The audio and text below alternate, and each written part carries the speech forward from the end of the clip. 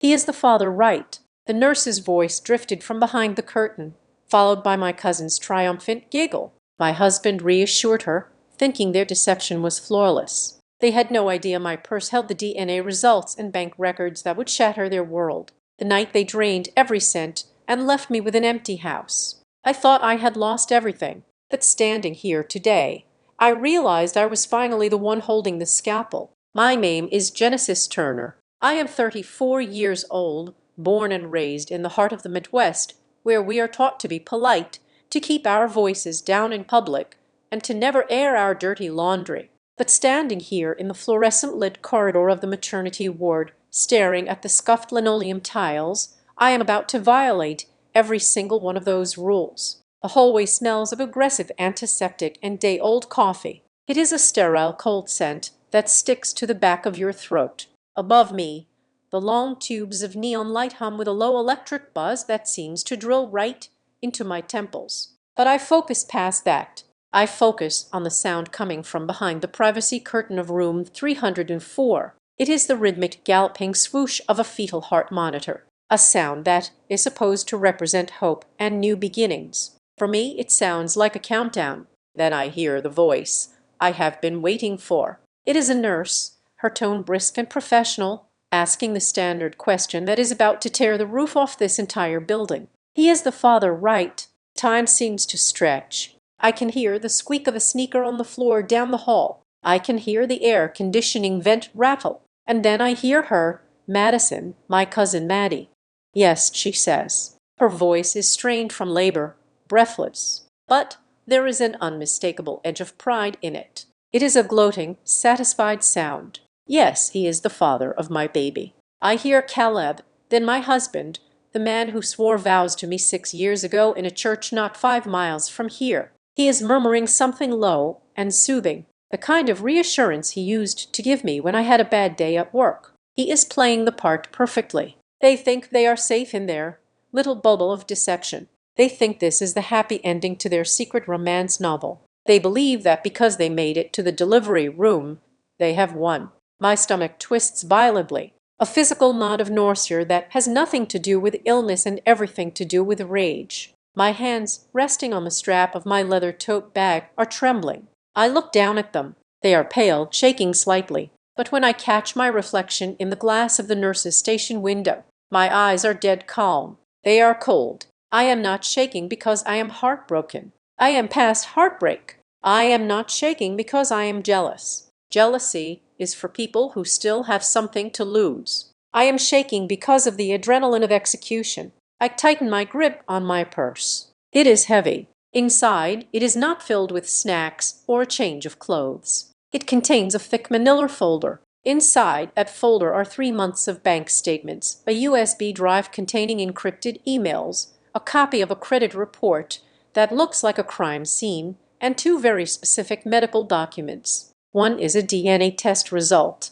The other is a fertility analysis from a specialist clinic. These are not just papers. They are ammunition. If you are listening to this, maybe imagining me as some scorned woman about to make a scene, let me pause for a second. Let me break the fourth wall here. You probably think this story starts right now in this hospital with a mistress giving birth to my husband's child. That is what it looks like on the surface. That is the dramatic hook. But you would be wrong. This story did not start with a baby. It did not start with sex. It started with a number, specifically the number 0. It started on a Tuesday morning when I received a text message from my bank. It was a simple automated notification that my checking account was overdrawn. I remember staring at my phone, confusing the red negative sign with a glitch. I remember the cold wash of panic when I logged in and saw the transaction history. I remember seeing medical bills for prenatal vitamins and obstetrician appointments charged to my insurance under my name for a pregnancy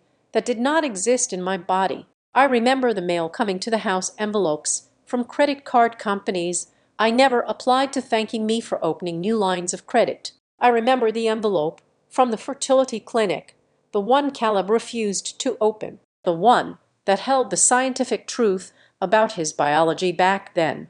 I was a mess. I was the wife who cried in the bathroom with the shower running so he would not hear me. I was the woman who begged for explanations and accepted half-baked lies because I was terrified of shattering my reality. I was weak. I was in denial. But the woman standing in this hallway today, she is not that person. I work as a fraud analyst for a major health insurance provider. My entire career is built on looking at data, spotting patterns, finding the anomalies, and exposing the lies people tell to get money they do not deserve. For months, I treated my own life like a case file. I gathered evidence. I tracked IP addresses. I cross-referenced dates. I built a timeline that is so watertight it could stand up in a federal court. I am not here today as a wife. I am here as the lead investigator closing a case. The curtain to room 304 ripples and the nurse steps out. She's holding a metal clipboard against her chest. She looks frazzled, a strand of hair falling out of her bum. She stops when she sees me standing there just a few feet away, dressed in a sharp blazer and holding a cup of lukewarm coffee like a weapon. She looks down at the clipboard in her hand. Then she looks at me. Then she looks at the label on the file. Patient Genesis Turner. I can see the gears turning in her head. She just left a woman in that room who is claiming to be Genesis Turner, a woman who is about to give birth. But the woman standing in front of her is holding the driver's license in her hand that matches the name on that file. The nurse frowns. The cognitive dissonance is hitting her. She opens her mouth to ask a question, to ask if I am a relative or if there has been a mistake with the paperwork. This is the first crack in their facade. This is the first contradiction, and I'm going to use it as the spark to burn their house down. I step forward before she can speak. I put on my best, most polite Midwestern smile. It is the kind of smile you give a neighbor when you bring them a casserole. But it does not reach my eyes. My eyes remain flat and hard. Excuse me, I say, my voice steady, low, and terrifyingly calm. I believe there is some confusion with the insurance information for the patient in that room. I am Genesis Turner, and I think it is time we cleared a few things up. The nurse blinks stunned. She looks at the door, then back at me. But the patient inside said, I know what she said. I interrupt, still smiling that razor-sharp smile. May I go in? We are family after all. We have so much to discuss. She hesitates, but my confidence overrides her confusion. She nods slowly, stepping aside, unknowingly granting me access to the crime scene. As I reach for the handle of the door, I pause. I need you to understand something. I am about to walk into that room and destroy 3 lives. I am going to take their joy, their security, and their future, and I am going to crush it under the weight of facts and figures. It is going to be brutal. It is going to be public. And it is going to be absolutely justified. But to understand why I am doing this, to understand why I am standing here with a smile on my face while my husband holds another woman's hand, we have to go back. We have to rewind the tape. You need to see the picture before it was slashed. You need to see us when we were happy, or at least when I was stupid enough to think we were happy. We have to go back to the days when the bank accounts were full, when the guest room was empty, and when I still thought everyone in my house was playing on the same team. Let me tell you how a fraud investigator missed the biggest scam of her life. If I could map the exact coordinates of where my life went wrong, I would not drop the pin at the hospital. I would drop it in our living room on a Tuesday night in November under the soft glow of string lights, with the smell of pepperoni pizza and cheap red wine hanging in the air. That is where the tragedy truly began, not with a scream, but with laughter. To understand the magnitude of the betrayal, you have to understand who I was before I became the woman in the hallway holding a folder full of evidence back then. I was Genesis, the professional, the woman who lived her life by spreadsheets and probability models. I work as a senior analyst for a massive health insurance firm. My job is to look at thousands of lines of data, procedure codes, billing cycles, duplicate claims, and find the story hidden in the numbers. I am paid to be suspicious. I am paid to spot the anomaly in the pattern. In my professional life, I trust nothing until the math balances out. But in my personal life, I was blind. I was willfully, blissfully blind.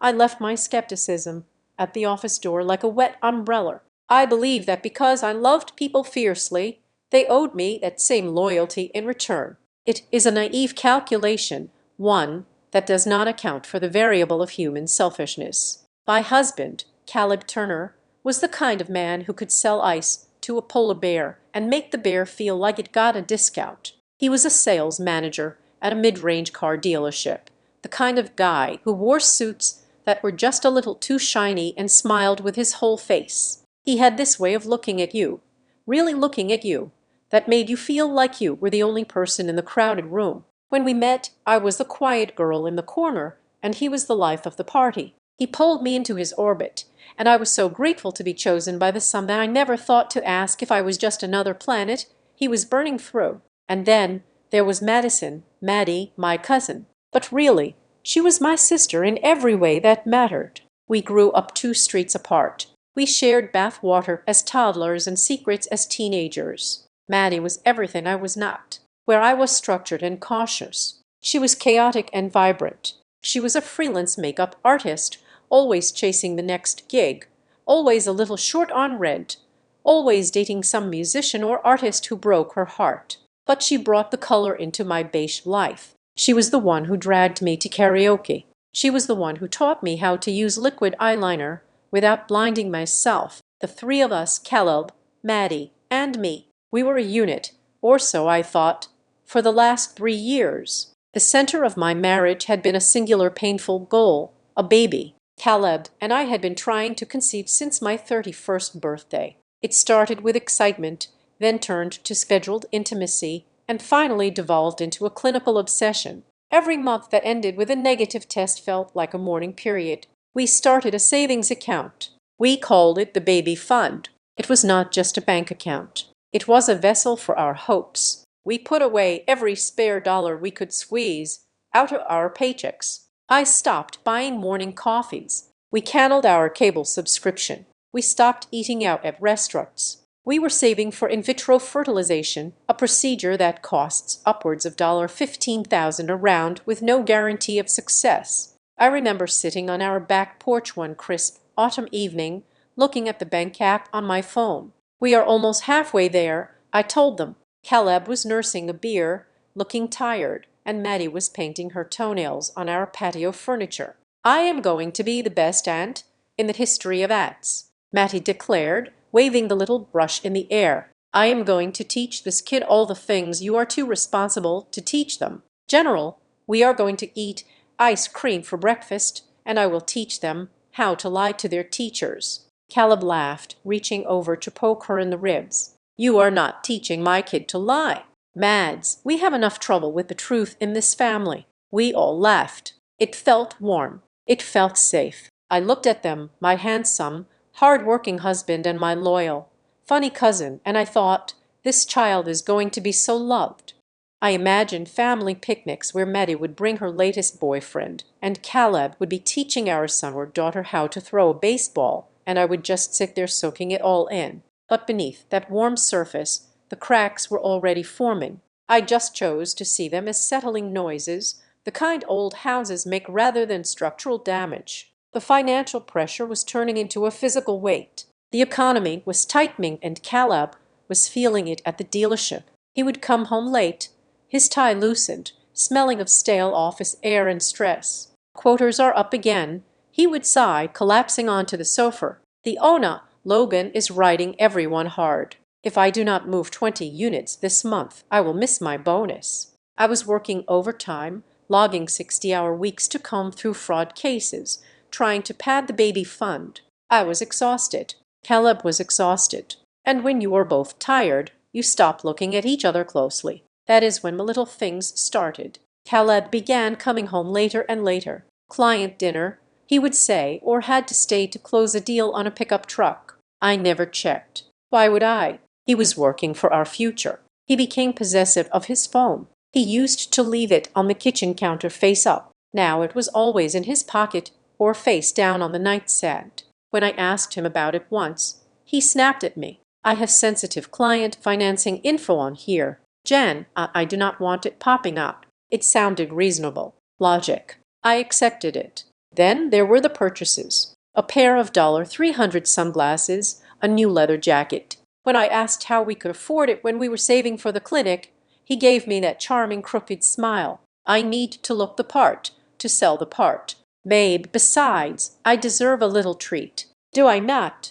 I am working my tail off. I felt guilty for questioning him, so I let it go. Then came the catalyst. It was a rainy Thursday when Maddie called me, sobbing so hard I could barely understand her. Her latest boyfriend, a bass player named Trent, had kicked her out. She had nowhere to go, no savings, and her credit was shot. I just need a place to crash for a few weeks, she wept. Just until I get paid for the bridal party gig next month. Please, Jen, I have nowhere else. I did not even consult Caleb. I just said yes. Of course, I told her. Family helps family. Pack your bags. When I told Caleb, he seemed hesitant at first. He rubbed the back of his neck, looking away. Is that a good idea?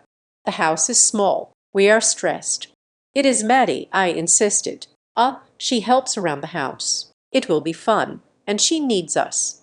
Okay, he said, a strange look crossing his face that I could not decipher. If you are sure. Maddie moved into the guest room down the hall, and honestly, for the first month, it was wonderful. It felt like college again. The house, which had become quiet and tense with our fertility struggles, was suddenly full of noise and life. We ordered pizza 3 nights a week because Maddie could not cook but loved to eat. We binge-watched reality shows on Netflix until 2:00 in the morning. The sound of Caleb and Maddie laughing together in the kitchen became the soundtrack of my life. I remember coming home from a long shift, my eyes burning from staring at screens, and walking into the house. Caleb was at the stove trying to flip a pancake for dinner, and Maddie was sitting on the counter, swinging her legs, teasing him about his technique. There was flour on the floor. There was music playing. They looked up when I walked in, their faces flushed with laughter. Mom's home,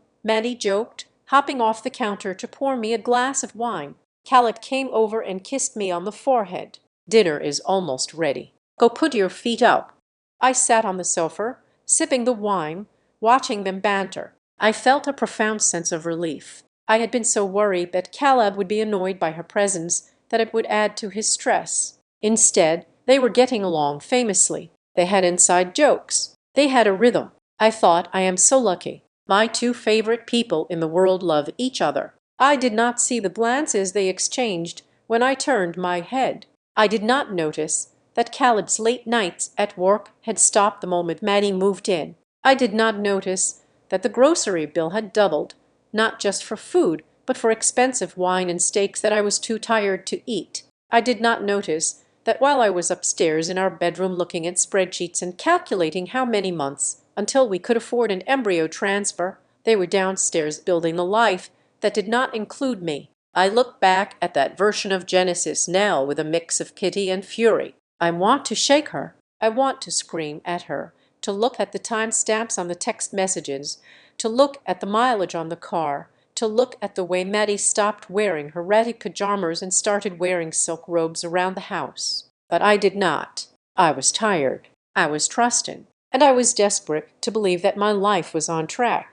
Those were the last days of the illusion. The last days where I still believed that the man I married and the cousin I raised were on my team. I was sleeping in a house that was slowly burning down, and I was smiling because I thought the heat was just the warmth of the hearth. I did not know it yet, but the account balance was already dropping. The baby fund was already bleeding out, and the family I was fighting so hard to create was already being destroyed by the very people I was building it with.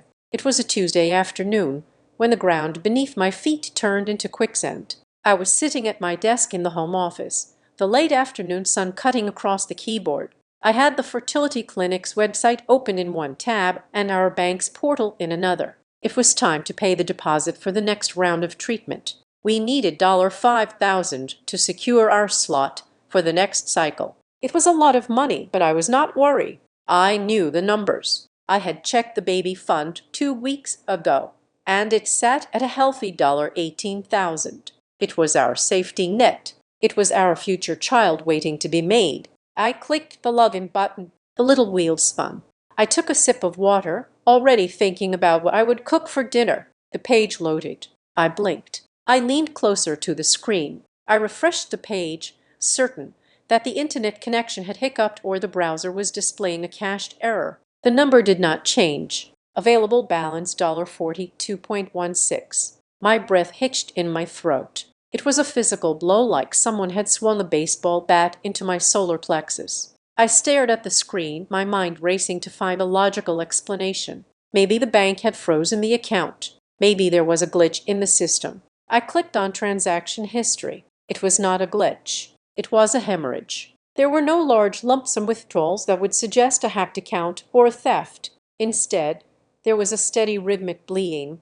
A transfer of $500 here, a transfer of $200 there, a cash withdrawal at an ATM near Caleb's work, a Venmo transfer to a username I did not recognize. It had been happening for 6 weeks. 6 weeks. I felt cold. It was the kind of cold that starts in your marrow and works its way out. I sat there scrolling down the list of transactions, watching our future dissolve into lines of red text. $18,000 gone. Evaporated. I felt like I was looking at a CT scan of my own heart, only to find a hollow cavity where the muscle should be. When the front door opened an hour later, I was still sitting there. The room had grown dark. I had not turned on a light. Hey, Bamer. Smells like nothing in here. Did we forget dinner? Caleb walked in, loosening his tie. His face flushed with the cool evening air. He looked handsome. He looked normal. He looked like a man who had nothing to hide.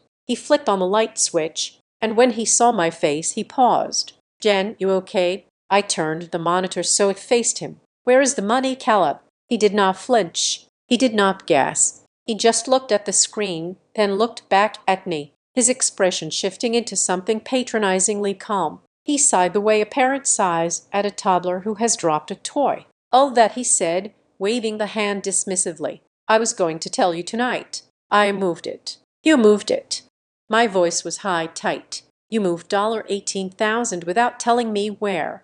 "A high-yield investment account," he said smoothly, walking past me to the minute fridge to grab a water. "Crypto opportunity. A buddy at the dealership told me about the returns are insane, Jan. Way better than that. 0.1% interest the bank gives us. I figured I could double it before we have to pay the clinic." "The deposit is due today," I said, my hands shaking in my lap. "I need to pay it today." He stopped drinking. He looked annoyed now. "Well, you cannot touch it yet. It is locked in for a 90-day period. If I pull it out now, we lose the principal. You locked our IVF money." I stood up. "Caleb, are you insane? We have a schedule." He slammed the water bottle down on the desk. "Stop being so dramatic, Genesis. I am trying to build wealth for this family. I am trying to make sure we can actually afford this kid once it gets here. Why do you always have to look at the negative? You are obsessing over numbers and you are missing the big picture." He was turning it around on me. He was making me feel small, stupid, and ungrateful. And because I was desperate, because I wanted to believe him, I let the doubt seep in. Maybe he was right. Maybe I was too rigid. 90 days, I whispered. 90 days, he said, softening his voice, coming over to wrap his arms around me. He kissed the top of my head. "Trust me, babe.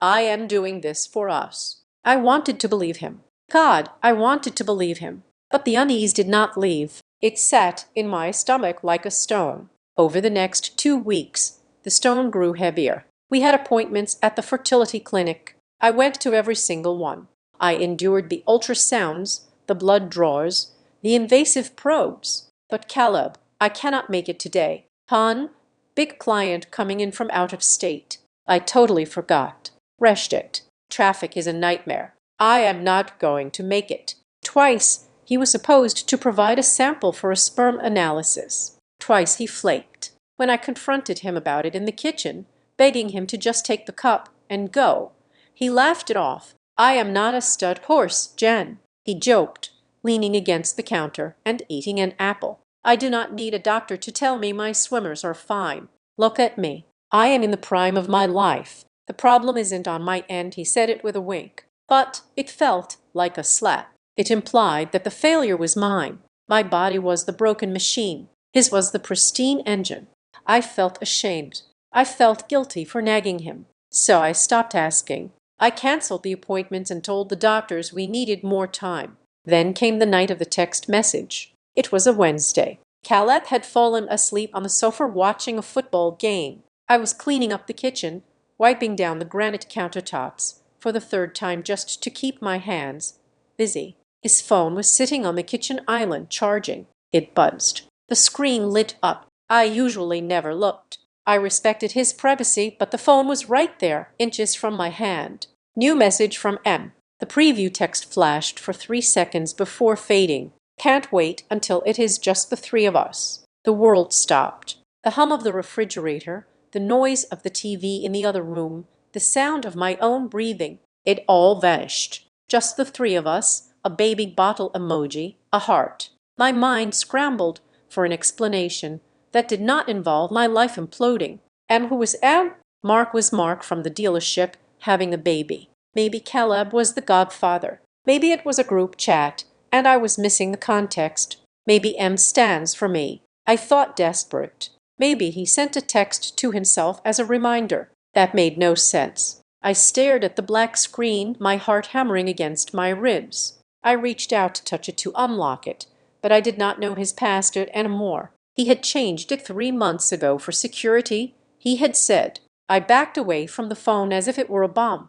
I went upstairs and lay in bed, staring at the ceiling, telling myself I was paranoid. It is a wrong number. I told myself it is a joke, but the seed was planted, and once suspicion takes root, it grows fast. The breaking point came 4 days later. I left work early. I had a migraine that was splitting my skull in two, likely from the stress and the lack of sleep. I drove home at 2:00 in the afternoon. The streets of our suburb quiet and empty. When I pulled into the driveway, I saw Maddie's car. She was supposed to be at a bridal trial doing makeup for a wedding party. I unlocked the front door quietly. I do not know why I did it quietly. Maybe some instinct was already warning me. The house was silent. Too silent. Maddie, I called out, but my voice was weak. No answer. I walked through the living room. My socks made no sound on the hardwood. I approached the hallway that led to the guest room, Maddie's room.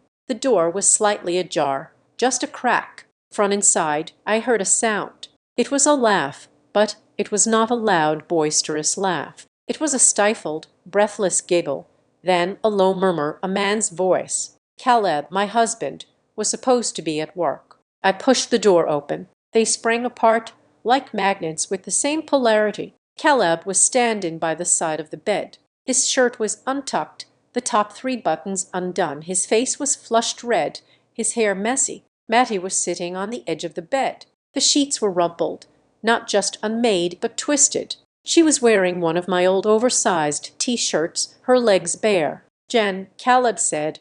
His voice cracked. He sounded like a teenager caught skipping school. "You are home early." My eyes darted between them. The air in the room was thick. It felt heavy, humid, and there was a smell. It hit me instantly. It was not the smell of laundry detergent. It was a perfume. Sweet, heavy, vanilla, and musk. It was Maddie's perfume, but it was everywhere. It was in the air. It was on Caleb. I could smell it radiating off him. "What are you doing?"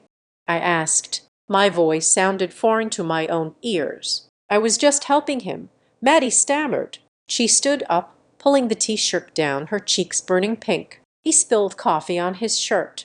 "I was helping him find a stain remover, and we were folding laundry." Laundry. I looked at the bed. There was no laundry basket. There were no piles of clothes. Just the twisted sheets. "Yeah," Caleb said, buttoning his shirt with fumbling fingers. He laughed. A nervous, high-pitched sound. "Total klutz today." Spilled it right down the front. "Maddie was saving my hide before you saw it." He walked toward me, blocking my view of the bed. He put his hands on my shoulders. His palms were sweaty. "You look pale." "Honey, migraine again." "Go upstairs. Lie down. I will bring you some tea." He was ushering me out. He was physically steering me away from the crime scene. I let him. I walked upstairs like a zombie. I went into our bedroom and shut the door. I did not lie down. I stood in the middle of the room, shaking.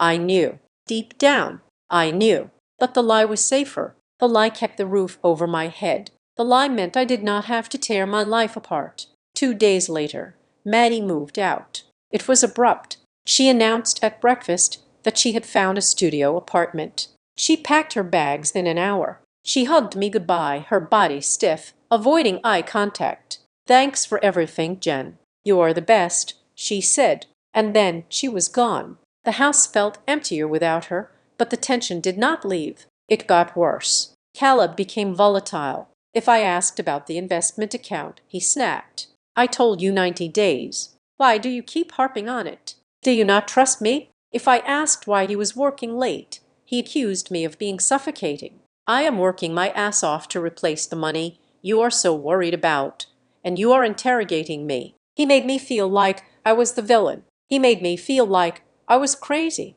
"You are imagining things, Genesis," he would say, shaking his head. "You are letting your anxiety run the show. You need to relax." And for a while I believed him. I thought the problem was me. I thought the hollowness in my chest was just the grief of infertility. I did not know then that the text message from Em was real. I did not know that the money was not in an investment account. It was in an apartment deposit from Maddie. I did not know that while I was crying myself to sleep, wondering why I couldn't give my husband a child, he was already celebrating the one he thought he had made with my cousin. The cracks had turned into a chasm. I was just the only one who hadn't fallen in yet. The envelope looked innocent enough. It was standard business white with a cellophane window that revealed my name and address. It sat on the kitchen counter, sandwiched between a flyer for a pizza place and a coupon book for a car wash. I opened it while waiting for the kettle to boil, expecting a credit card offer or a policy update.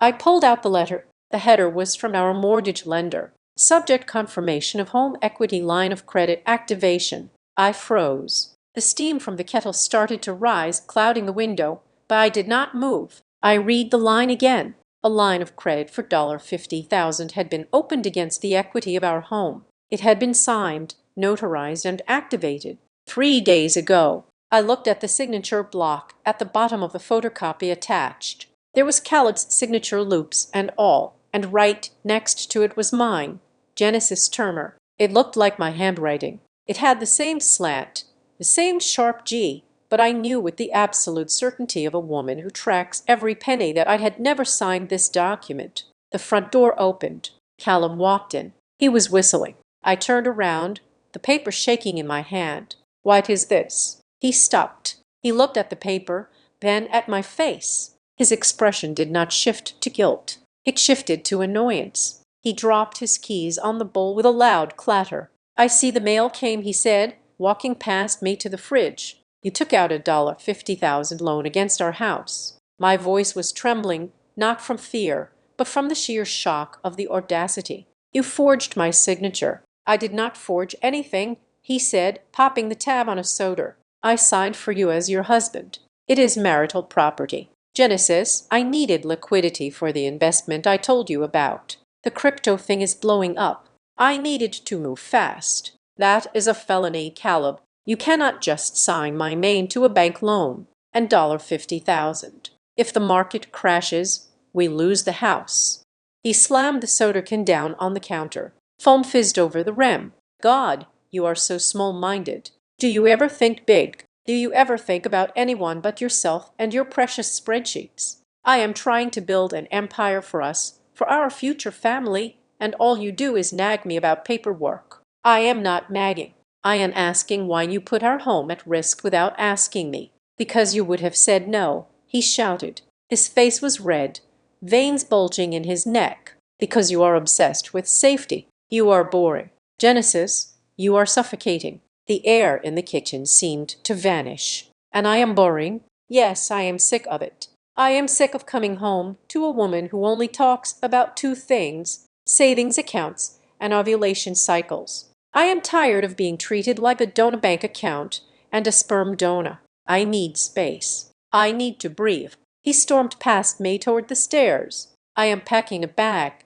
I am staying at a hotel for a few days. Do not follow me." I stood there paralyzed. The cruelty of his words cut deeper than the financial betrayal. He was leaving. Just then, my phone rang. It was lying on the counter next to the forged loan document.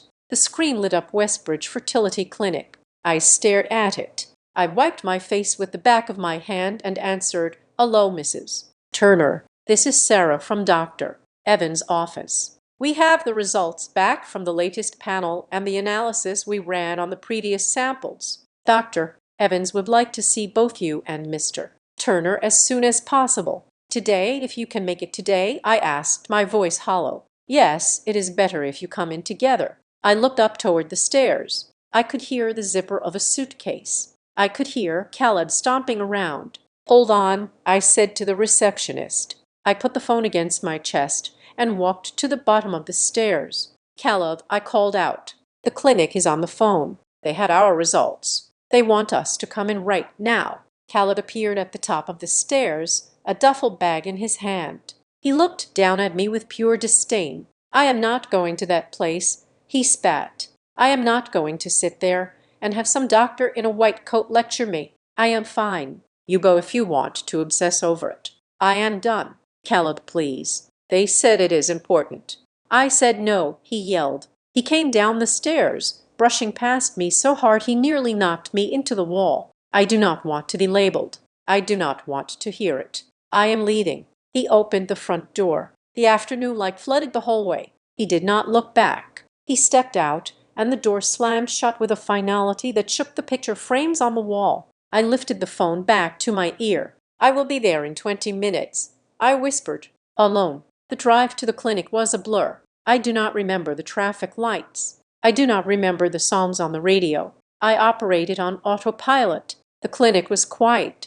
The waiting room was painted a soothing neutral beige. There were pictures of smiling babies on the walls. I hated them. I hated the hope they sold. Dr. Evans called me back. He was a kind man with graying hair and sad eyes. He gestured for me to sit in the leather chair opposite his desk. He looked at the empty chair beside me, then at me. He did not ask where Caleb was. I think he knew. Genesis, he started gently. He had a file open in front of him. I wish your husband was here, but I can share the results with you since you are the primary patient. Is it my eggs? I asked, bracing myself. Is it my lining? No, he said. He turned a piece of paper around and slid it across the desk toward me. I looked at the numbers. I saw zeros. We analyzed the trace samples we managed to get from the previous incomplete visits, and we ran a hormonal panel on the blood work Caleb did 6 months ago. Dr. Evans explained, Genesis, Caleb has a condition called aospermia. His sperm count is effectively 0. I stared at the doctor. The words did not make sense. 0. It is likely a congenital blockage or a genetic factor, he continued. But, based on the hormone levels, this is not a recent development. It has likely been this way for his entire adult life. The chances of natural conception with Caleb are, he paused, looking for a kind word. They are statistically non-existent. I sat there. I felt like I was floating above my body. All the months of crying, the ovulation kits, the legs up the wall after sex, the vitamins, the baby fun that we had starved ourselves to build, the guilt I had carried thinking my body was failing him. It was never me. It was him. So I said, my voice sounding like it was coming from underwater, we could never have had a baby. Not naturally. No. I walked out of the clinic 20 minutes later. The sun was setting, casting long orange shadows across the parking lot. I sat in my car, gripping the steering wheel. I had lost my husband. I had lost $50,000. And now I had lost the dream of the family I thought I was building. It felt like 2 death sentences handed down in the space of 3 hours. I drove home to a silent house. The space where Caleb's car usually parked was empty. I went inside and did not turn on the lights. I sat on the sofa in the dark, the silence pressing in on my ears. I needed a distraction. I needed to stop thinking about the empty nursery and the empty bank account. I pulled out my phone. My thumb hovered over the Photos app, but I could not bear to look at pictures of us. So I opened Instagram. I scrolled mindlessly. An ad for shoes, a picture of a friend's dinner, a cat video, and then there it was, Madison Cole. It was a post from 2 hours ago. The image was grainy, black and white. It was an ultrasound scan, a little gray bean shape in a sea of static. The caption read, a new chapter begins. God has a plan even when the road is winding. So blessed. There was a double heart emoji, one blue, one pink. I felt the blood drain from my face. My thumb froze on the screen. I clicked on the comments. OMG, Maddie, congrats. Who is the lucky guy? Wait, are you seeing someone? Maddie had replied to one comment. A mutual friend of ours named Sarah. Sarah had written, "Does the dad know Maddie's reply?" He does. And let's just say he's going to be very surprised and very happy when everything settles down. I stared at the words, surprised and happy. The timeline, Maddie living with us, the laundry incident, Khaled's sudden need for money, the text message about just the three of us. Khaled leaving me today, claiming he didn't want to be labeled. Everything pointed to one conclusion. Khaled and Maddie were having a baby. They were running away together to start this new family. But then another data point crashed into my brain. A hard, cold scientific fact I had learned only an hour ago. Khaled has a sperm count of 0, statistically non-existent. I sat up straight in the darkness. The refrigerator hummed in the kitchen. If Khaled had been sterile for years, if he could not produce a child with me, I looked at the ultrasound picture again. That was a real baby. Maddie was really pregnant. But if Khaled was physically incapable of being a father, then whose baby is it? I whispered to the empty room. A cold, sharp clarity washed over me. It was the feeling I got when I found the missing variable in a complex fraud case. The narrative they were spinning, the romantic tragedy of forbidden love and a miracle baby, was based on a biological lie.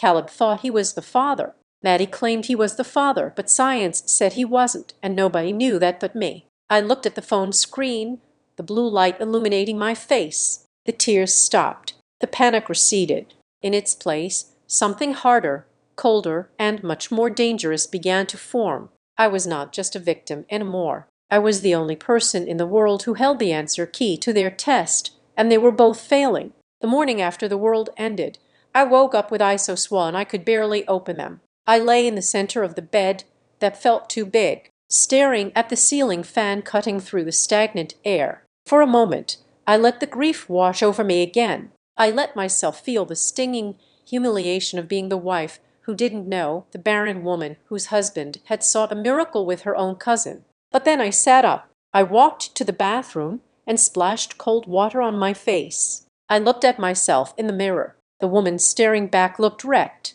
but behind the red-rimmed eyes, something else was waking up. It was the part of my brain that had made me a senior analyst by the age of 30. It was the part of me that did not care about feelings, apologies, or excuses. It cared only about facts, data, evidence. If this were a case file on my desk at work, file number 8492, I would not be crying. I would be investigating. I would be tearing the subject's financial life apart to find the leak. So I dried my face. I made a pot of black coffee and I went to my home office. I was not Genesis Turner, the heartbroken wife anymore. I was Genesis Turner, the lead fraud investigator, and I was about to audit my own life. I started with the credit bureaus. I logged into Experian, TransUnion, and Equifax. I paid the fees for the expedited detailed reports. When the PDFs loaded on my dual monitors,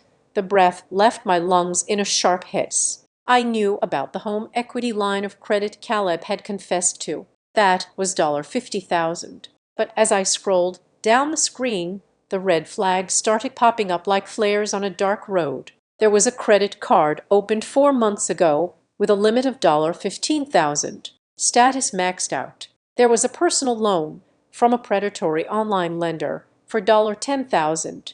There was a furniture store financing plan for $3,000.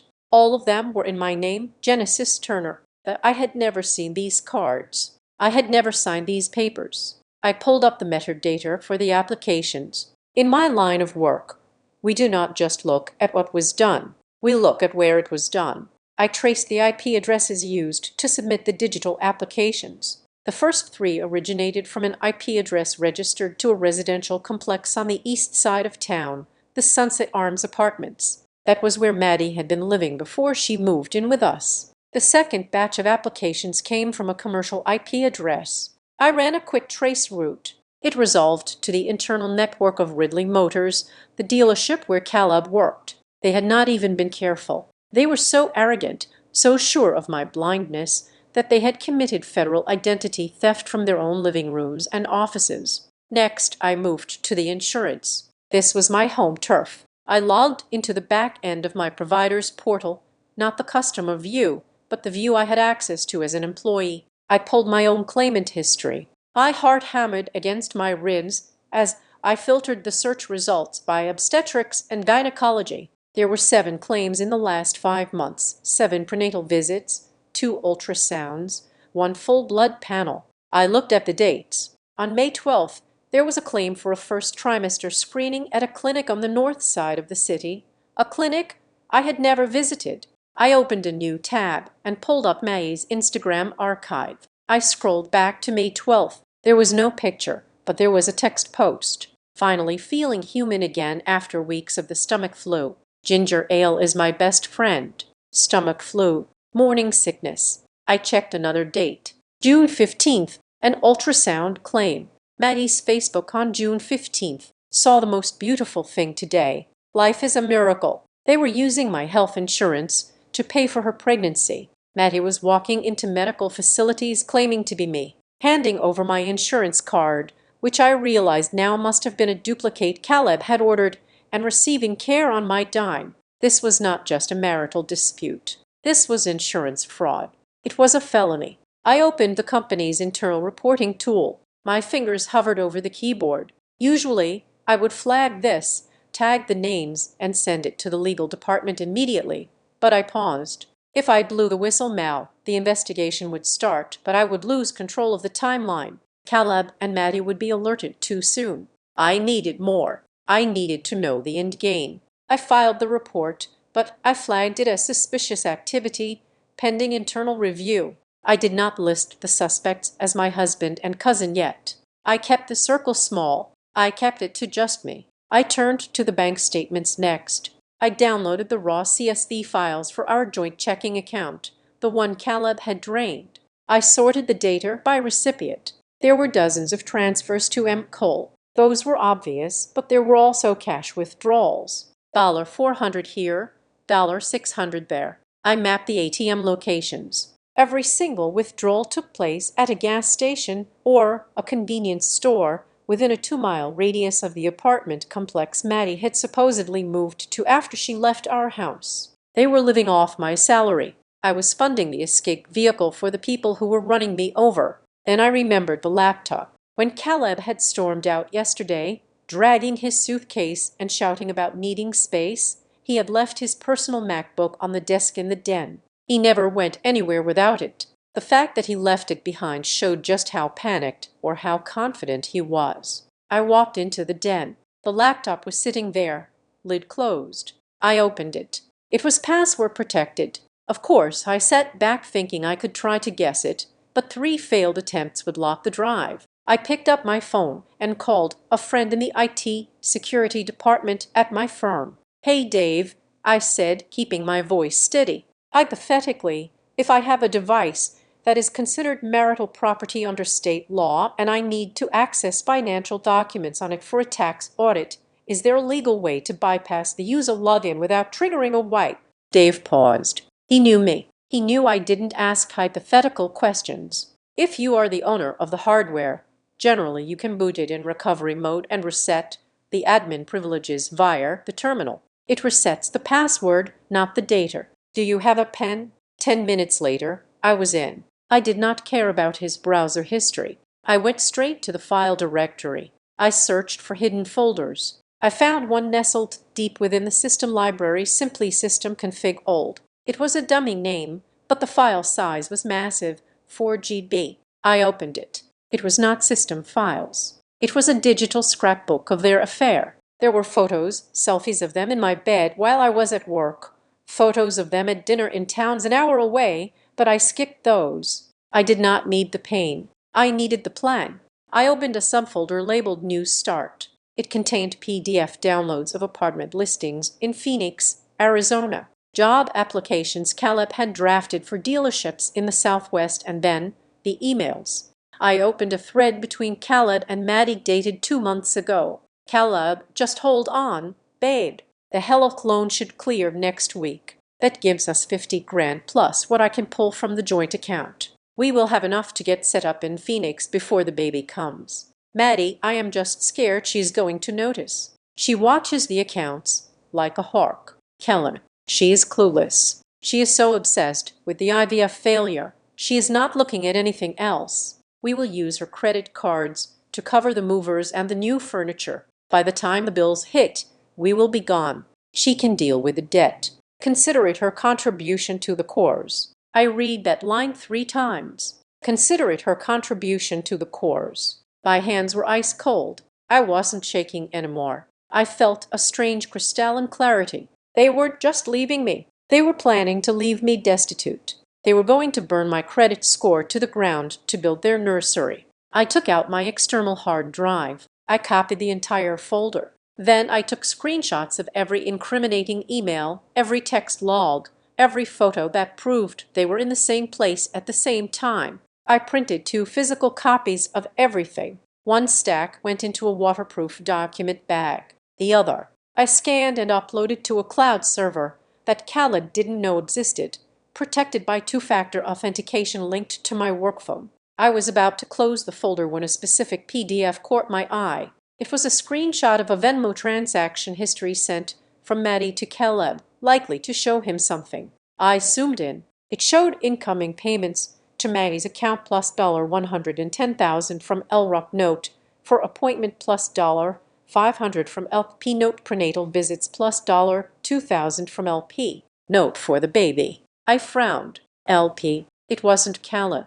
Caleb was broke. He was stealing from me to pay her. Was it Maddie's parents? No, my aunt and uncle were retired school teachers. They didn't have this kind of cash to throw around, and their initials were R&B. I looked at the dates. The payment started about 6 months ago, right around the time Maddie got pregnant. For the baby, the note said, a realization hit me, sudden and sharp. Caleb was sterile. I knew that. The doctor knew that. But Maddie was pregnant. And here was someone with the initials LOP sending thousands of dollars to support that pregnancy. Caleb thought he was the father. He was destroying his marriage and stealing his wife's fortune to support a child he believed was his heir. But someone else was paying for it too. I pulled up a fresh browser tab. I typed in the name of the dealership where Caleb worked, Ridley Motors. I went to the Our Team page. I scanned the faces of the sales staff. And then I saw him. The general manager, the man Caleb constantly complained about, the man who drove the expensive sports car and had the perfect polished smile in his bio photo. Logan Pierce, LP. I leaned back in my chair, the leather creaking in the silence of the room. The pieces of the puzzle clicked together with a deafening snap. Caleb was not the father, and he was not the only one being played. Maddie wasn't just scamming me. She was running a double con. She had my husband on the hook for the emotional support and the stolen money, and she had his boss on the hook for the hush money. I looked at the screen at Logan Pierce's confident, unsuspecting face. Well, Logan, I said to the empty room, my voice flat and dangerous. It looks like you and I have something in common.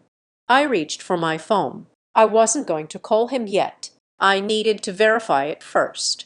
I needed to be sure. But if my theory was right, I had just found the weapon that would turn this from a messy divorce into a nuclear detonation. I closed the laptop. I picked up the stack of printed evidence. I had work to do. Finding Logan Pierce wasn't hard. His name was plastered on billboards all over the city. Ridley Motors, where trust is our engine. A bit ironic considering the man running the show was secretly funding my cousin's pregnancy. A quick cross-reference of the phone number associated with the LP Venmo account confirmed it.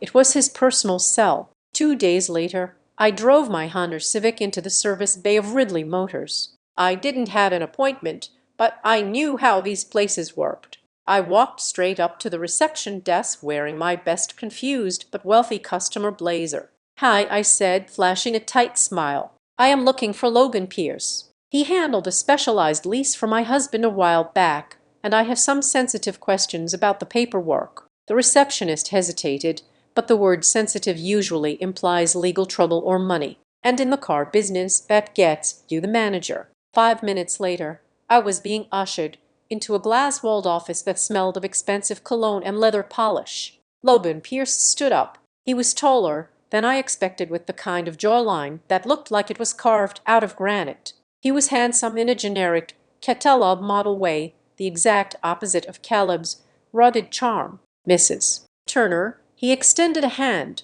"I don't believe we have met, though I certainly know Caleb. He is one of our top guides. Is everything all right with the vehicle?" I shook his hand firmly. "The car is fine, Mr. Pierce, but I think we need to close the blinds." He blinked, confused, but something in my tone made him comply. He lowered the blinds, cutting off the view of the showroom floor. He sat back down, his expression shifting from salesman friendly to wary. "What is this about?" he asked. I sat down and placed my leather portfolio on his desk. I didn't open it immediately. "Mr. Pierce, I work in fraud analysis. My job is to find connections that people try very hard to hide. Recently, while reviewing my family's finances, I found some interesting transfers." I paused, watching his eyes. "Tell me, does the name Madison Cole ring a bell?" The color drained from his face instantly. It was like watching a light bulb burn out. He stiffened, his hands gripping the armrests of his chair. "I don't know why you would ask me that," he stammered, his polished veneer cracking. "I ask because I see transfers from an account linked to your phone number going to hers, thousands of dollars. Mr. Pierce, labeled for prenatal vitamins and the baby." I opened the portfolio and slid a single sheet of paper across the desk. It was the screenshot of the Venmo transaction. "Now, my husband Caleb seems to think he is the father of this baby, but unless you are in the habit of paying child support for your employees' mistresses, I have a feeling the story is a bit more complicated." Logan stared at the paper. He swallowed hard. He looked up at me, and for the first time I saw genuine fear in his eyes. "Look," he said, his voice dropping to a whisper. "It was a mistake, a stupid, reckless mistake. We met at the company Christmas party last year. Caleb brought her. We hit it off. It was casual. A few months. I ended it when she told me she was pregnant. I have a wife, Mrs. Turner. I have 2 kids. I cannot have this blow up my life. So you paid her off." "I was helping her," he insisted, leaning forward. "She told me she had no insurance. She said she was broke. I thought I was doing the right thing. I didn't know she was still with Caleb. I thought they were just cousins living together. I had no idea he was." He trailed off, realizing the mess he was in. "Wait, you said Caleb thinks he is the father." "He does. I said he is leaving me for her. He stole $50,000 from our home equity to start a new life with her and his child." Logan let out a short, incredulous laugh. "Wow, she is good. She told me the baby was definitely mine, but she promised to keep it quiet if I helped with expenses. She is playing us both. She is playing one of you," I corrected. I reached into my bag and pulled out the second document, the fertility report from Dr. Evans. I placed it on top of the Venmo screenshot. "What is this?" Logan asked. "This," I said, pointing to the highlighted figures, "is a medical confirmation that my husband Caleb Turner has a sperm count of 0. He has been sterile for years. Biologically, it is impossible for him to be the father of that child."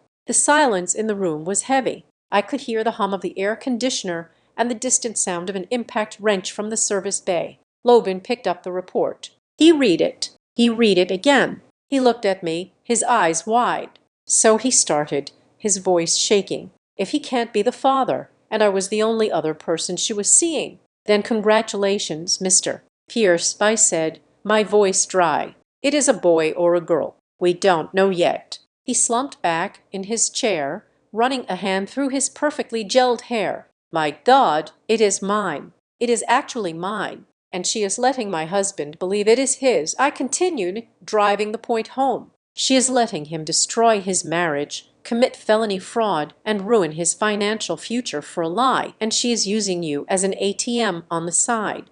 Logan's face hardened. The fear was being replaced by anger. Nobody likes to be played, especially not a man who prides himself on being in control. "She lied to me," he muttered. "She looked me in the eye and said she would handle it, that she just needed help with the bills. She is using my money to run away with him. Yes, and she is using my identity to get medical care at the hospital. I leaned in. I am going to stop them. Logan, I'm going to expose everything. But I need one thing from you to make the case airtight. He asked. A DNA test. A real one? He hesitated. If I do a test, it goes on record. My wife. We can do it quietly for now, I assured him. I have contacts at the lab used by the clinic where she did her initial screening. They still have her blood samples on file for the genetic panel. If you provide a sample, I can get a private paternity verification run. It won't be admissible in court yet, but it will give us the 99% certainty we need to move forward. Once we have that, we decide how to drop the bomb. He looked at the papers on his desk. He looked at the photo of his family on the credenza behind him. He realized that if he didn't get ahead of this, Maddie could come after him publicly later. If he controlled the narrative now, he might be able to salvage his own life. Okay, he said, tell me where to go.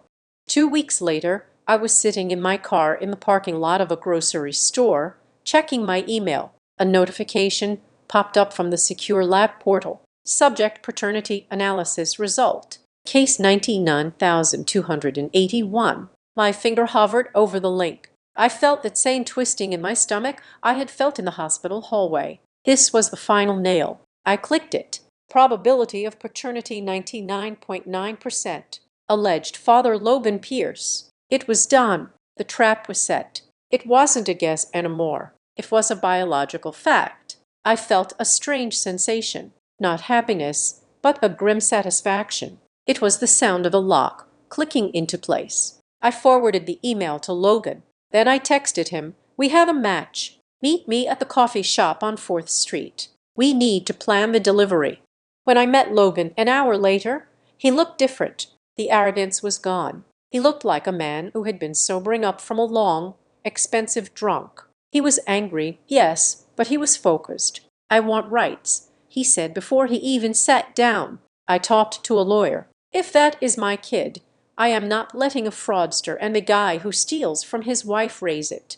I want to establish paternity legally. We will get there, I said, sipping my black coffee. But first, we have to stop them from disappearing. Caleb thinks he has gotten away with it. Maddie thinks she has secured 2 income streams. We need to let them think they are winning until the very last second. How I have already frozen the assets I can control, I explained. But we need to coordinate with the hospital when she goes into labor. That is the choke point. That is where all the lies intersect.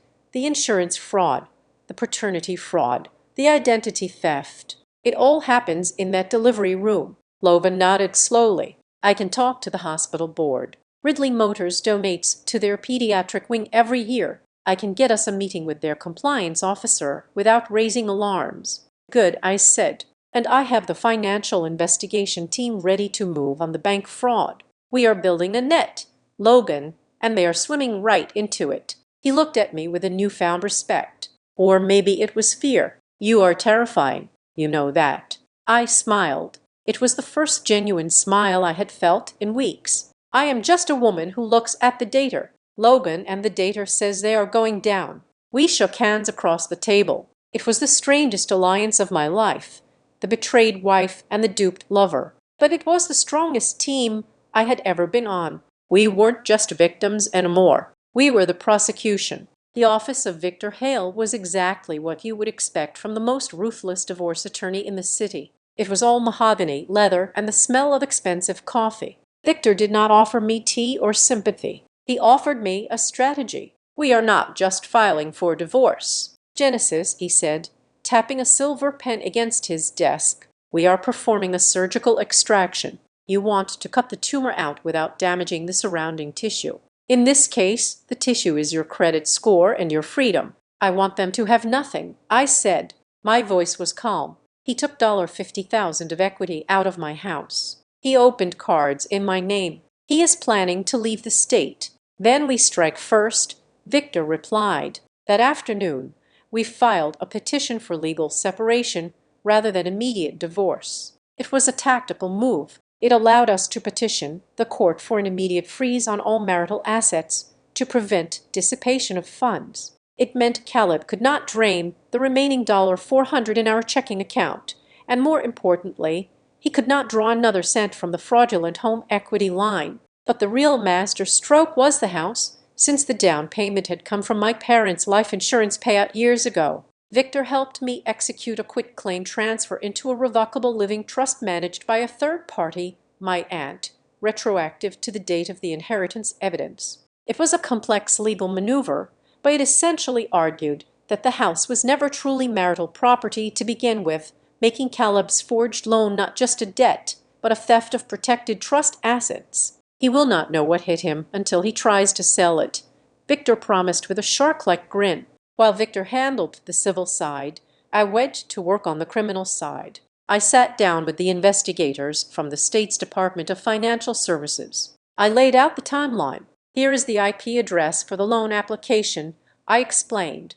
sliding the paper across the metal table. It resolves to Ridley Motors, his place of employment. Here is the digital signature timestamp. At that exact moment, I was logged into my work server 20M away. I have the server logs to prove it.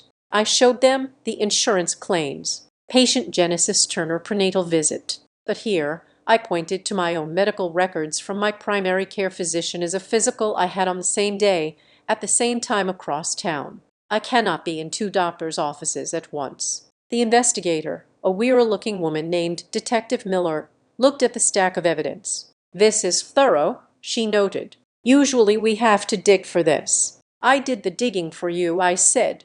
"I just need you to bring the shovel." The next piece of the trap was the hospital. Thanks to Logan's quiet intervention with the board, I got a meeting with the hospital's risk management and compliance director. I walked her through the identity theft. I showed her the insurance fraud. Her face went pale when she realized their billing department had been charging thousands of dollars to a victim of identity theft. "We need to stop this," she said, reaching for her phone. "We need to deny admission." "No." I stopped her. "If you deny admission now, they will just go to another hospital. They will run, and I will lose my chance to catch them in the act." "Why are you suggesting?" "Flag the file," I said. "Let them check in. Let the insurance process run, but mark the billing alerts to go directly to you and the legal department. When Madison Cole walks in, claiming to be Genesis Turner, I want the system to let her in, and then I want you to call me." She hesitated, then nodded. The trap was armed. Now I had to play the part. I had to make them believe I was defeated, pathetic, and desperate for connection. It was the hardest acting role of my life. I sent a text to Maddie. "I know we haven't talked. I am still hurt, but you are my cousin. I don't want to miss out on the baby's life. I don't have anyone else left. Can we please just put this behind us?" I stared at the phone, feeling bile rise in my throat. It took 10 minutes for the 3 dots to appear. "Maddie, oh Jen, I knew you would come around. I miss you so much. It has been so hard without you. We are family. That never changes." She took the bait.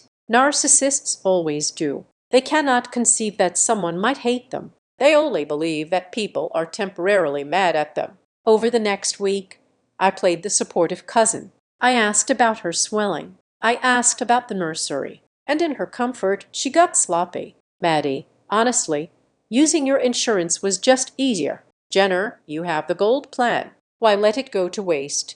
Khaled said you wouldn't mind since you weren't using the maternity benefits anyway. We saved like $3,000 on the deductible." Screenshot. Saved printed. "Maddie, Caleb is so happy. He finally picked the right woman, you know. No offense, but some people are just meant to be moms." I read that message in my kitchen, my hand shaking so hard I nearly dropped the phone. The cruelty was breathtaking. Some people are just meant to be moms. It was a direct stab at my infertility. I wanted to scream. I wanted to drive over there and burn the apartment down. Instead, I typed, "I understand. I just want to be there. Please let me know when you go into labor. I want to see the baby." Maddie, of course, you can be the cool aunt. The cool aunt, the role she promised to play for my child. Now, she was offering it to me as a consolation prize for stealing my life. Meanwhile, Caleb was unraveling. Logan had been busy. He had flagged Caleb for an internal HR audit regarding time theft. Every time Caleb had sneaked away to go to an ultrasound or meet Maddie for lunch, Logan had cross-referenced it with his sales logs. Caleb was now under investigation at work, fighting for his job, completely distracted from the legal storm gathering over his head. He called me late one night. I let it go to voicemail first, then called back, ensuring my recording app was running. "What do you want, Caleb?" I asked, making my voice sound tired and weak. "I need you to stop freezing the accounts, Jan." He snapped. He sounded exhausted. "My card got declined at the gas station today. It was humiliating. The lawyer did that." I lied. "I don't know how to stop it." "Well, tell him to undo it. I had expenses. I have a baby coming in 2 weeks. You have $50,000 from the house loan. Caleb, use that." "I can't," he shouted. "I spent half of it on the deposit and the furniture, and the rest is tied up in luck. I just need access to the credit line. You need to sign the release." "I didn't sign the first one." "Caleb," I said softly. "You did." "I did what I had to do." He exploded. "You were being a miser. You were hoarding money for a baby that was never going to happen. I signed your name because you were too stubborn to see that I needed the money to build a life. I am the man of the house." Genesis. "It was my decision." "So you would make you signed my name?" "Yes, and I would do it again. Now, stop being a and unlock the cards." I ended the call. I saved the recording. "I signed your name. I would do it again." It was a confession, admissible, clear as day. I sent the file to Victor and Detective Miller. Victor replied with a single word, "Gotcha." 2 days later, the court granted an emergency protective order regarding the debts. The judge, seeing the evidence of fraud in the recording, signed an order stating that Genesis Turner was not liable for any debt incurred by Caleb Turner or Madison Cole pending the final hearing.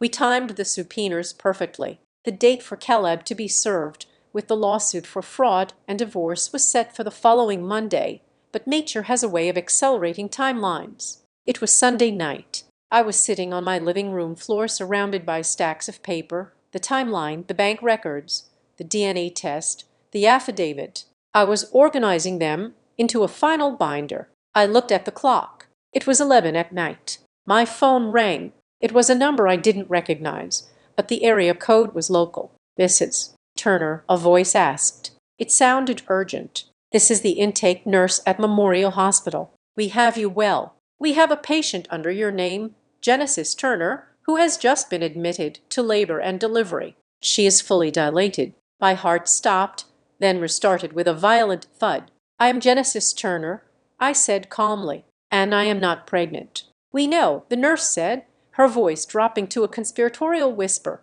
"The system flagged the file just like you asked. The compliance director said to call you immediately. The patient, MS. Cole, is in room 304. She handed us your insurance card. Is my husband with her?" "Yes, Mr. Turner is here. He is signing the admission paperwork as the father." "Don't stop them," I said, standing up and grabbing my keys. "Let them sign everything. Let them document every single lie.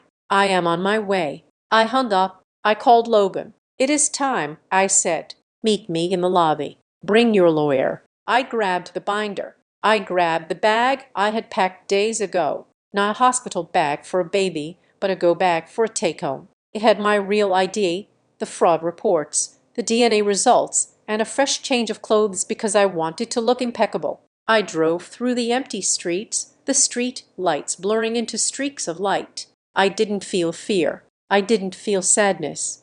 I felt the cold, hard precision of a machine that had finally been switched on to full power. They were in that room holding hands, thinking they had pulled off the heist of the century. They thought they were about to welcome a new life built on the ashes of mine. They were wrong. They weren't welcoming a new life. They were waiting for the executioner, and she was 5 minutes away. Walking from the parking garage to the labor ward feels less like a hospital visit and more like a funeral procession for my former life. The elevator chimes are too loud. The fluorescent lights are too bright. In my left hand, I carry a gift bag printed with pastel teddy bears stuffed with baby clothes I bought on autopilot. In my right hand, I grip my leather portfolio. It contains the death warrant for my marriage and the indictment for their freedom. I am carrying a blessing and a curse. And for the first time, I am the one who gets to decide which is which. When the elevator doors slide open on the third floor, the air changes. It is warmer here, smelling of talcum powder and fresh linens. But I know better. I step into the waiting area. It is quiet. Most families are asleep in chairs or huddled in rooms. But two men are sitting near the vending machines. They are dressed in jeans and polo shirts, holding outdated magazines. To anyone else, they look like anxious fathers. I see the bulge of the wire under the collar of the man on the left. I see the way his eyes scan the room, efficient and sharp, not tired and worried. These are the investigators Detective Miller sent. I catch the eye of the one on the left. He gives me a microscopic nod. He doesn't smile. He doesn't wave. He just acknowledges that the asset may is in play. I walk down the corridor, my heels clicking softly on the linoleum. Room 304. The door is closed, but there is a small rectangular window near the top. I stop. I shouldn't look, but I have to. I peer through the glass. The room is dim, lit only by the monitors and a small lamp near the bed. Maddie is there, propped up on pillows, her face sheen with sweat, her hair plastered to her forehead.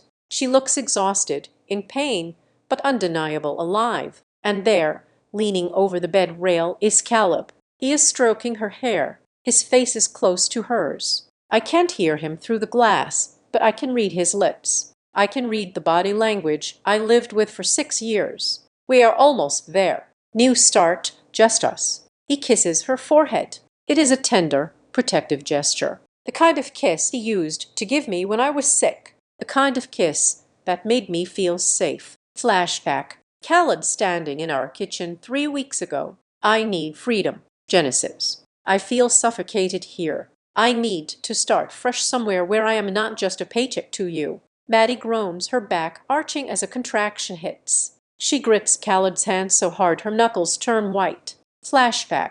Dr. Evans in the beige office. The chances are statistically non-existent. 0 sperm count. Congenital. Caleb wipes her face with a cool cloth. He looks so devoted. He looks like a man about to meet his legacy. Flashback. The bank notification. Loan approved. $50,000. The signature that wasn't mine. The theft of my parents' legacy to fund this moment. I pull back from the window. My breath is fogging the glass. I feel a wave of nausea, but I swallow it down. I don't have time to be sick. A nurse bustling out of the room next door nearly runs into me. She stops, adjusting the clipboard in her hand.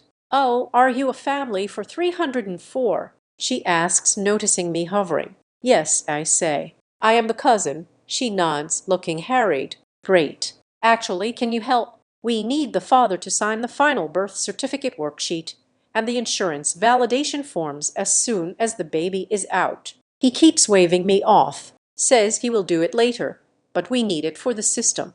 She hands me a clipboard. I look down at the form. Father's name, Caleb Turner. Insurance policy holder, Genesis Turner. Relationship to policy holder self. They have already filled it out.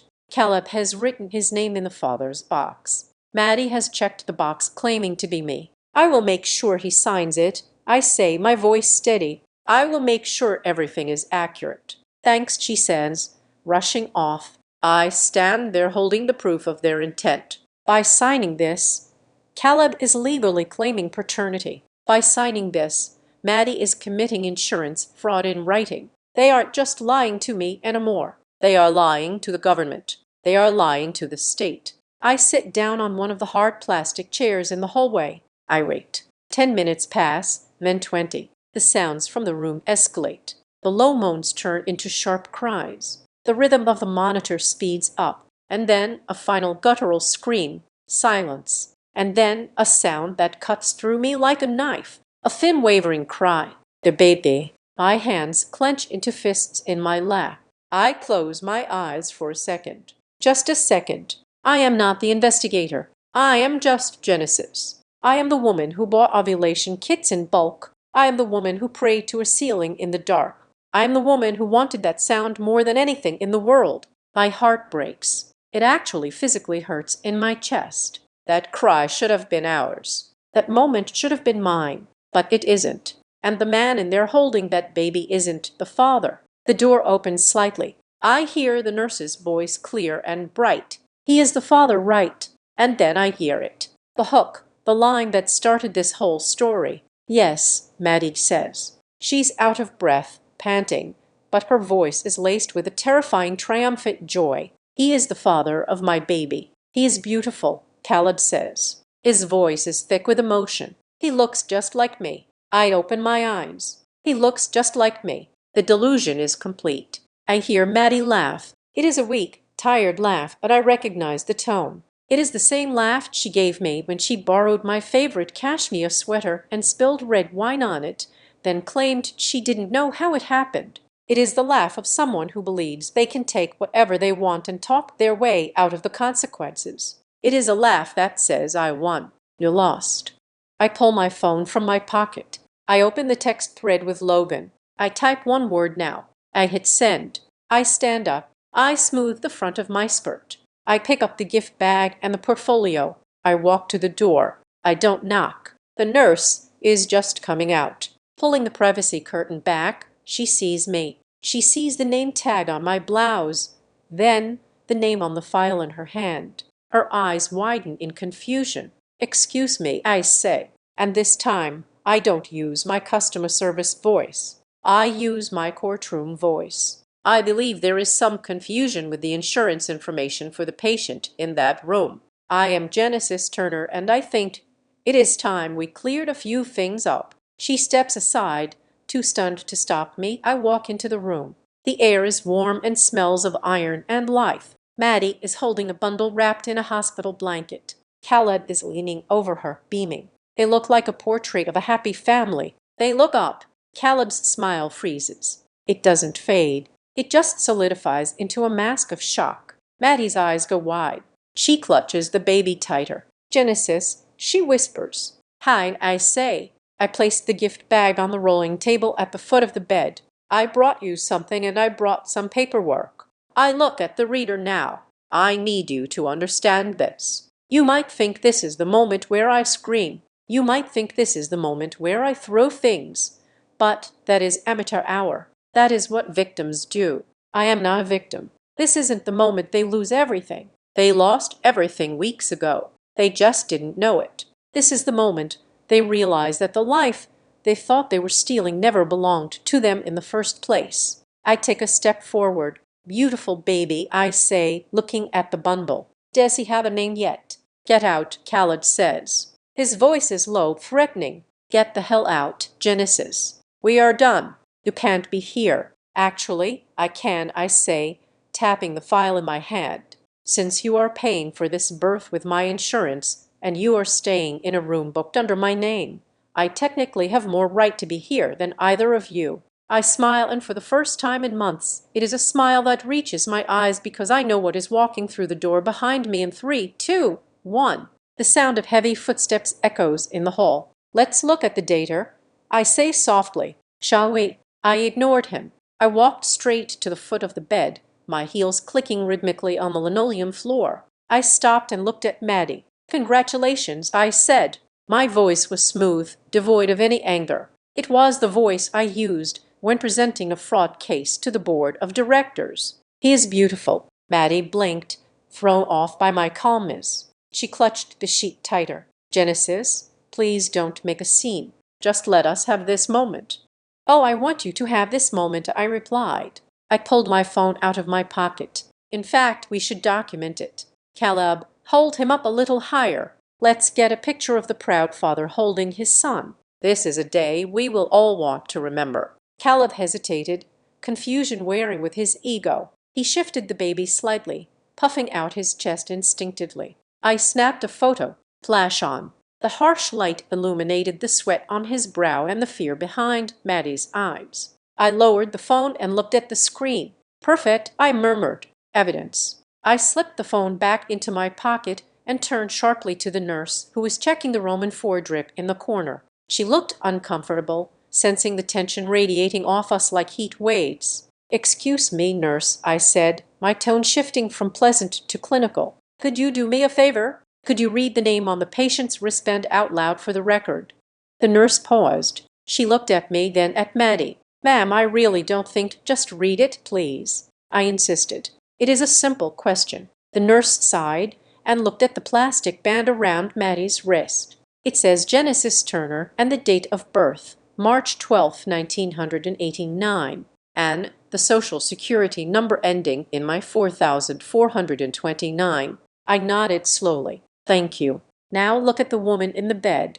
I pointed a manicured finger at Maddie. Does she look like a Genesis Turner to you? Because I am Genesis Turner. That is my date of birth. That is my social security number, and that is my insurance policy paying for this room. The nurse froze. She looked at the band, then at Maddie, then at me. Her professional mask crumbled into genuine alarm. I need to call my supervisor, she stammered, backing toward the door. You do that, I said. Tell them we have a code read on identity verification. Maddie let out a sob. It was a theatrical high-pitched sound. She is ruining it. Caleb, make her stop. She is trying to ruin the happiest day of my life because she's jealous and barren. Caleb took a step toward me, shifting the baby to one arm so he could point a finger in my face. You are sick, Genesis. This is just paperwork. We used your insurance because we are family. We were going to pay you back.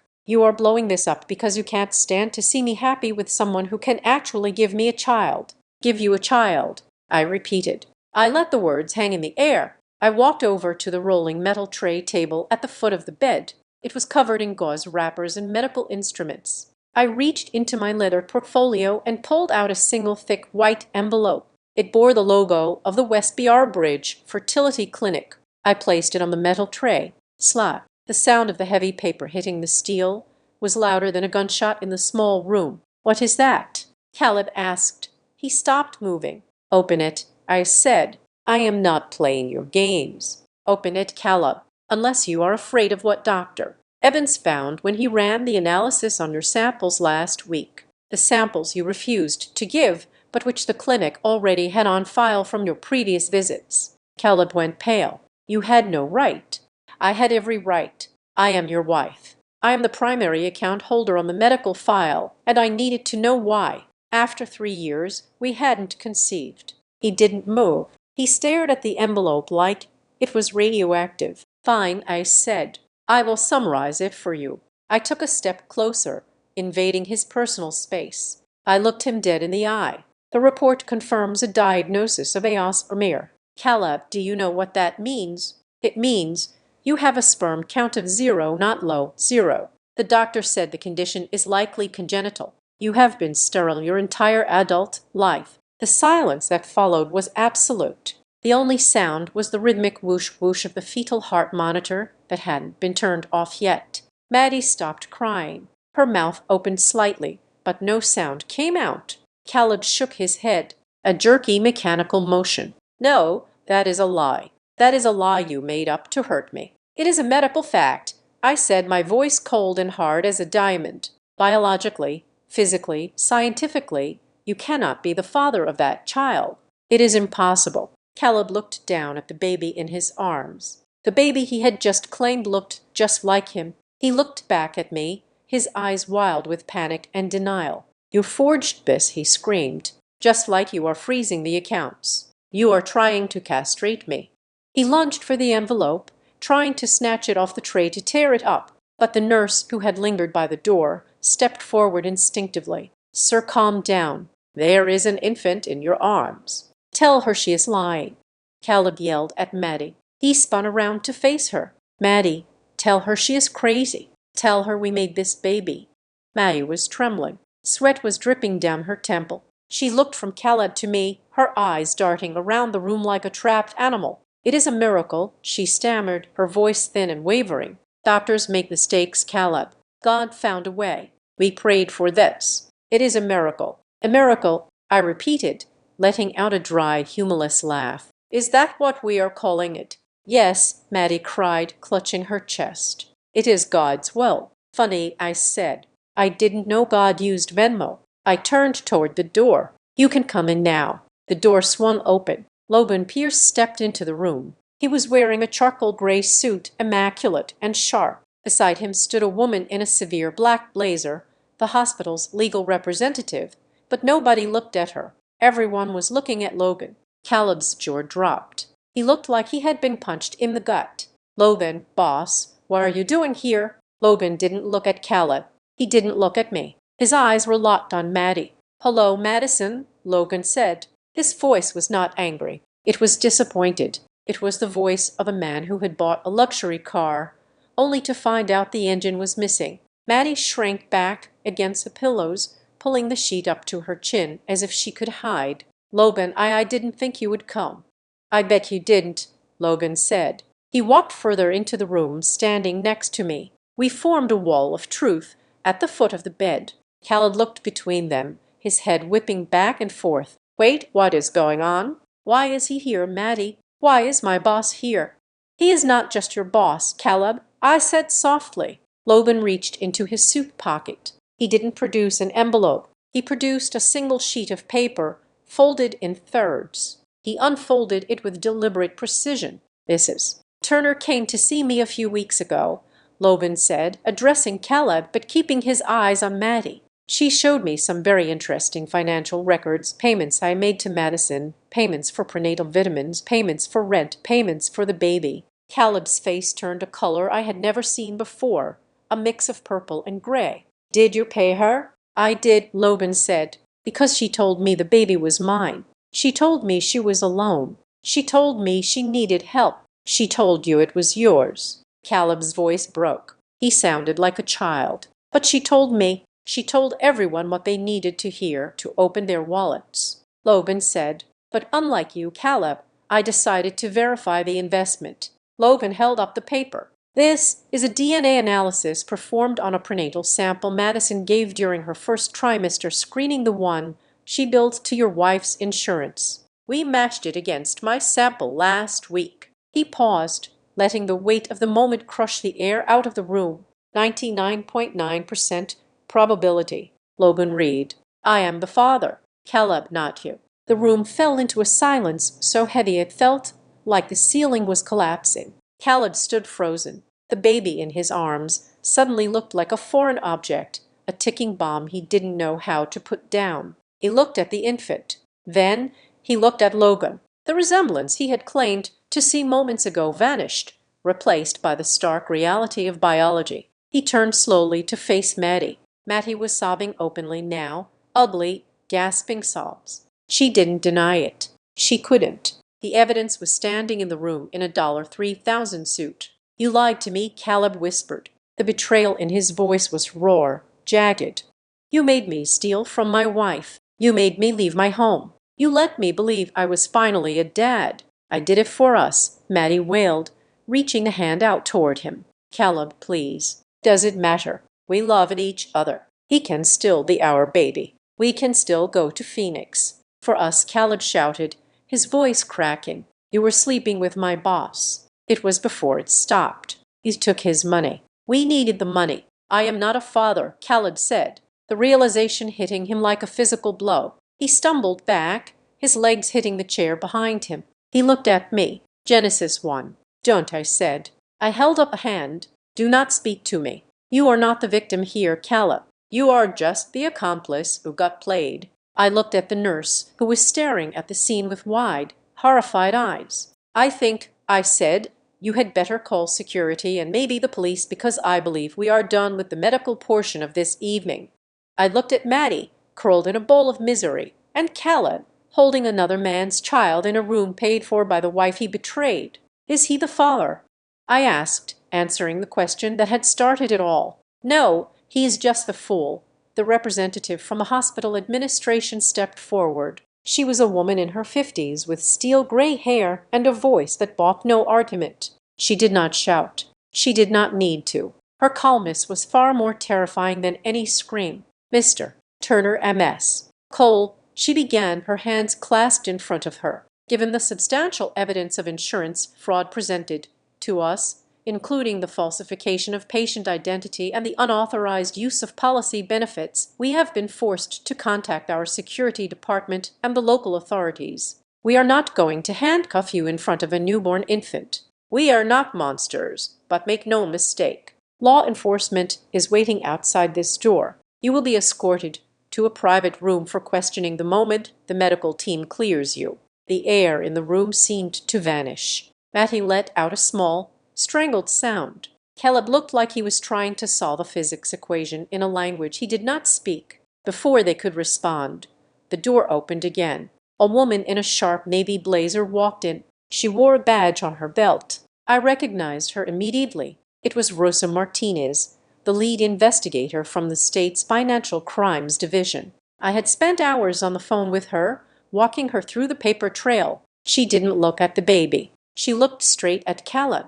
"Caleb Turner," she said, her voice flat and professional. "I am investigator Martinez. We are currently opening an investigation into allegations of identity theft, credit fraud, and grand larceny regarding the unauthorized home equity line of credit taken out in the name of Genesis Turner. We are also reviewing evidence of wire fraud regarding the transfer of funds across state lines." She held up a small black recorder. "We have the audio files provided by your wife in which you admit to signing her name without consent. We have the IP logs. We have the bank records." Caleb's face twisted. He didn't look at the investigator. He lunged toward me. "You set me up," he screamed, straining against the invisible leash of the situation. "You did this if you hadn't gone digging. If you hadn't been so obsessed with ruining my happiness. We would have been fine. You trapped me." I didn't flinch. I didn't step back. I looked him dead in the eye. "I didn't set a trap. Caleb," I said, my voice quiet, but carrying to every corner of the room. "I didn't force you to forge my signature. I didn't force you to lie to your boss. I didn't force you to sleep with my cousin. I just turned on the lights in the room where you buried yourself." Maddie clutched the baby tighter to her chest, using the infant as a shield. Tears were streaming down her face, ruining her makeup. "You hate this baby," she wailed, pointing a shaking finger at me. "You are doing this because you are jealous. You don't care about children. You just want revenge. That is enough." A deep voice cut in. It was the man standing next to Logan, his lawyer. "My client, Mr. Pierce, is filing an emergency petition for establishing paternity in temporary custody," the lawyer stated. "Given the criminal environment this child has been born into and the fraudulent nature of the mother's conduct, we are arguing that the child is at immediate risk. We are petitioning to have the infant placed in protective care until DNA results are court verified." Matty gasped, pulling the blanket up over the baby's head as if to hide him. "You can't take him. He is mine." The room was escalating. The baby started to fuss. Sensing the tension, I stepped forward. Everyone looked at me. "The baby shouldn't be here for this," I said. I looked at the nurse. "He shouldn't hear this shouting. He shouldn't see his parents being escorted out by police. Please take him to the nursery. Let Mr. Pierce accompany you to ensure his safety, but get that child out of this toxic room." Maddie looked at me stunned. She expected me to demand the baby be taken away out of spite. She didn't understand that, unlike her, I didn't view people as pawns. The nurse nodded, stepping forward with authority. "She is right. I am taking the infant to the nursery for his initial assessment," reluctantly, sobbing. Maddie let the nurse take the bundle. Logan nodded at me a silent thank you and followed the nurse out. As the door clicked shut, removing the only innocent party from the scene, the hallway noise swelled again. "What is going on here?" A frantic woman burst into the room. It was Aunt Lorraine, Maddie's mother, my mother's sister. She was holding a balloon that said, "It's a boy," and a bag of fast food. She looked from the investigator to the security guards to Maddie's tear-streaked face. "Maddie Callow, what is happening?" "Why are there police outside?" "Mom," Maddie cried out. "Genesis is ruining everything. She called the police on us. She is trying to send me to jail." Lorraine turned to me, her face hardening. "Genesis, how could your cousin just gave birth. Have you no heart?" Investigator Martinez stepped between us. "Ma'am, I need you to listen to something." She tapped the screen of her phone and hit play on a file I had sent her. It was a voicemail Maddie had left for a friend 3 months ago. A friend who, it turned out, was also one of the people they had scammed and who was all too happy to share the file with me. Maddie's voice, clear and arrogant, filled the room. "I mean, honestly, Genesis is so pathetic. She thinks she is the smart one. But I am living in her house, eating her food, and sleeping with her husband. I finally took the life she didn't deserve. We are going to cash out her equity and leave her with nothing but her cats. She won't even know what hit her until we are in Phoenix." The recording ended. Lorraine dropped the balloon. It floated up to the ceiling, bobbing cheerfully against the acoustic tiles. She dropped the food bag. She looked at her daughter. She looked at the woman she had raised, the woman she had defended to me 1,000 times. "You," Lorraine whispered, "you stole from her. You stole from your own family." "Mom," Maddie started, but Lorraine turned away, covering her mouth to stifle a sob. She collapsed into the plastic chair in the corner, broken. She realized in that second that she wasn't the grandmother of a miracle. She was the mother of a grifter. Investigator Martinez cleared her throat. "It is not just Genesis, Mrs. Cole. We have found evidence connecting Caleb and Madison to 3 other investment schemes involving friends and coworkers. They promised high returns on crypto investments and used the money to fund their lifestyle. This investigation is going to expand significantly." Caleb slumped against the wall. He looked small. The bravado was gone. The man of the house act had evaporated. Then the phone on the bedside table buzzed. It was Caleb's cell. He didn't answer it. Logan walked back into the room. He held up his own phone. "I think you should hear this, Caleb." He put it on speaker. "This is HR." A tiny female voice said, "Mr. Turner, effective immediately. Your employment with Ridley Motors is terminated for cause. We have documented evidence of time theft, conflict of interest, and gross misconduct. Security is cleaning out your desk as we speak. Do not return to the premises." The line went dead. Khaled slid down the wall until he was sitting on the floor. In the span of 30 minutes, he had lost his wife. He had lost his job. He had lost the house. He had lost his freedom. And he had lost the title of father that he had destroyed his integrity to claim. The security team moved in. "Mr. Turner, Miss Cole," the lead officer said, "we need you to come with us now." They brought a wheelchair for Maddie. She was still a patient, after all, but there was no dignity in her exit. She was weeping, not for her baby, but for herself. Caleb walked beside her. He held his hands under a blanket they had draped over his wrist to hide the restraints. But the way he walked, shuffling, head down, told the whole story. I watched them go. I didn't feel a surge of joy. I didn't feel like cheering. I felt a heavy, profound sense of release. It was like setting down a backpack full of rocks that I'd been carrying for miles. "Are you okay?"